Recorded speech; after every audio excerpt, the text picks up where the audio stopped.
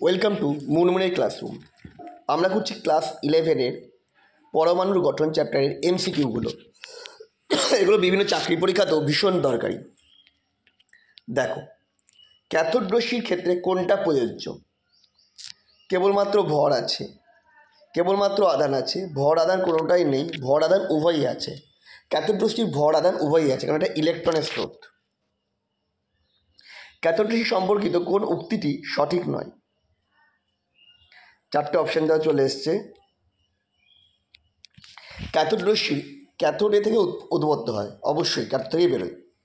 তড়িৎমুখ নলে উপস্থিত গ্যাসের প্রকৃতির ওপর ক্যাথোড রশ্মির কণার ভর ও আধান নির্ভর করে। এটা ভুল, কারণ ইলেকট্রন সকল পদার্থই সাধারণ কণা। ফলে তড়িৎমুখ নলে কোন গ্যাস রয়েছে তার প্রকৃতির ওপর ক্যাথোড রশ্মির কণার ভর ও আধান নির্ভর করে না।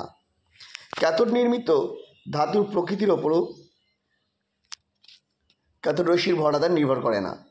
ক্যাথোড রশ্মি গঠনকারী আধান ও ভরের অনুপাত অ্যানোড রশ্মি অপেক্ষা বেশি হয়, কারণ এর ভর কম হওয়ার জন্য ইলেকট্রনের ভর আধান অনুপাতটা বেশি হয় ক্যাথোড রশ্মির। তাহলে এক্ষেত্রে আমাদের উত্তর হবে অপশান বি। পরেরটা, ক্যাথোড রশ্মি সম্পর্কিত কোন উক্তিটি সঠিক নয়? এই রশ্মির গতিপথে অস্বচ্ছ বস্তু রাখলে প্রতিচ্ছায়া সৃষ্টি হয়, এটা সঠিক।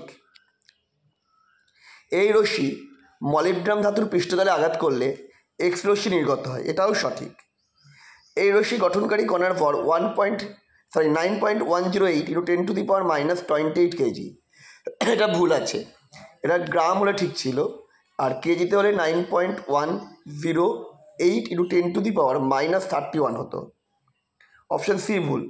এই রশ্মি গঠনকারী কণার E/m বলে দিচ্ছি 1.76 × 10⁻11 কুলম্ব কেজি ইনভার্স, এটাও ঠিক আছে, তাহলে অপশান সি ভুল। অ্যানোড রশ্মির আবিষ্কর্তা স্যাডউইক, থমসন, গোল্ডস্টাইন, কুকস। তবে গোল্ডস্টেইন।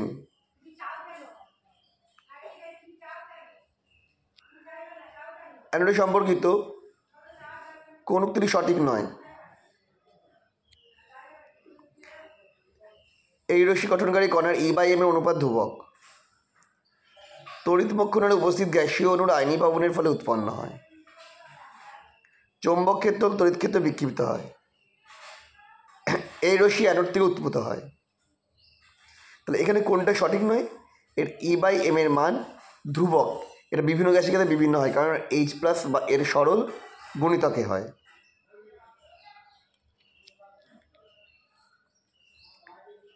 নিউটনের আবিষ্কর্তা হলেন মোজলে, জে থমসন, রাদারফোর্ড, স্যাডউইক।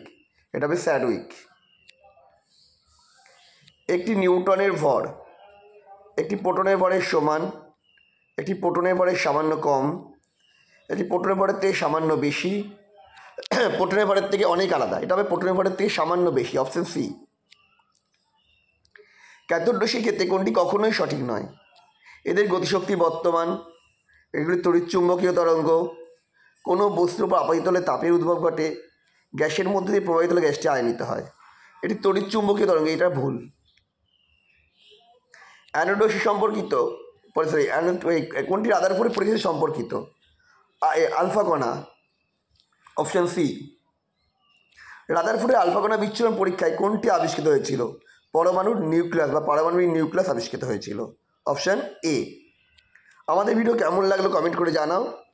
আবার দেখা হবে নেক্সট ভিডিওতে।